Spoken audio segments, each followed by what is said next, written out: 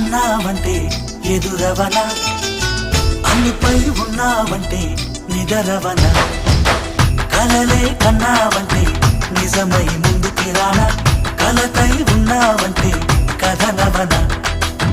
అమ్మలో ఉండే సగం అక్షరం నేనే, నాన్నలో రెండో సగం లక్షణం నేనే. అమ్మ తోడు నాన్న తోడు అన్ని నీకు అన్నే చూడు, చెల్లిపోని బంధం నేనమ్మా చిట్టి చెల్లెమ్మా.